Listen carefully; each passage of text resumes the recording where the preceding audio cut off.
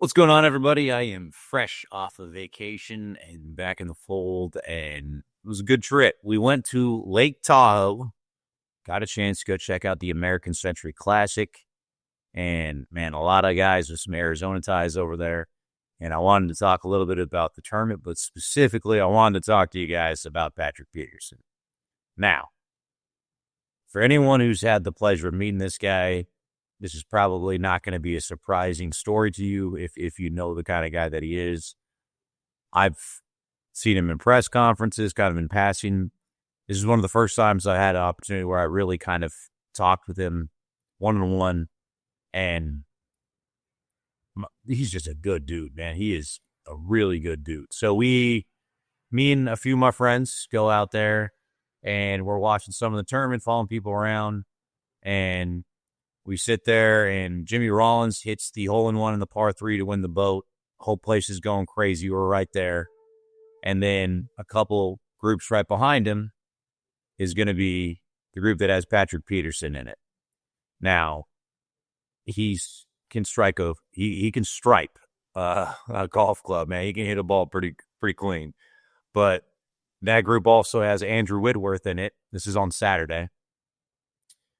I mean, former All-Pro lineman, guy that's going to be in the Hall of Fame, big dude. And he goes up there on the next one, which is a par 4, dogleg right, and he just hammers a drive down, and it clears the fairway and runs a little left, ends up kind of going under a tree to the left, but everyone's kind of in awe after watching how far he hit this thing. Patrick Peterson, 100 pounds probably lighter, then goes up and hits what was probably his best drive of the day. Perfect. Down the right side. Flies the bunker right there and puts him right in the center of the fairway, coming up about 150 yards to the green.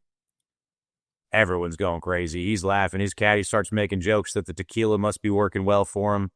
I mean, everyone's having a good time. Whitworth goes down there, hits an iron onto the green to about 15 feet. Everyone's going crazy. Peterson goes up, sticks one to about 5 feet. Like just a beautiful iron in. Proceeds to go up there and then downhill putt. Just great touch. Sinks the birdie putt. It's going crazy. Awesome golf shot. Just an awesome hole to watch. We follow him around for a little bit while longer, and then once he finishes up his round, he's signing autographs and hanging out with everybody at the putting green. My buddy, who's never met him before, Rich, as he's signing autographs, he just yells out at him like, "Hey man, great round. It was really fun watching you play out there." And he stops and like looks over him. He's like, "Hey, thanks, man," and like smiles and is real genuine. And I was just like, I don't know, like, they just got a background noise for some guys, but no, he made a point to it. I was like, all right, that's cool. And so then he continues to wrap up what he's doing. We decide to go into the clubhouse, and we're looking at buying some shirts and kind of going through some gear.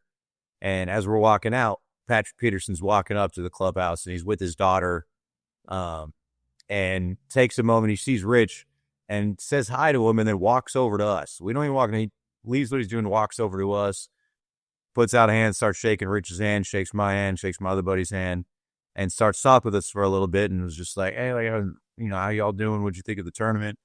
We talk with him for like 5 minutes. Again, I don't think Patrick Peterson remembers me as a reporter at all. Just being honest. But he just went out of his way, saw us, and like that moment that Richard said, he remembered his face, and so he wanted to come over, asked where we had played while we were in town, what we thought of the tournament. We talk a little bit about his round and have a good time. And he's just happy-go-lucky, good dude, shakes everyone's hand again, and like walks away. And we just sat there and was just like, did that really just happen? Like,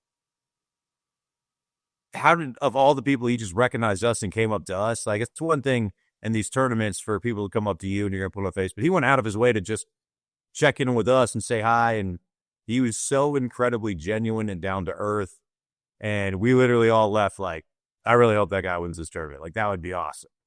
And there's some really cool moments. We're talking a little bit with Jerry Rice and a few of the other big name guys out there. We got to see Charles Barkley sink he had an impossible par save on 18 where he had just an awful approach shot that went long into the sand trap, and he was kind of up against the green on it.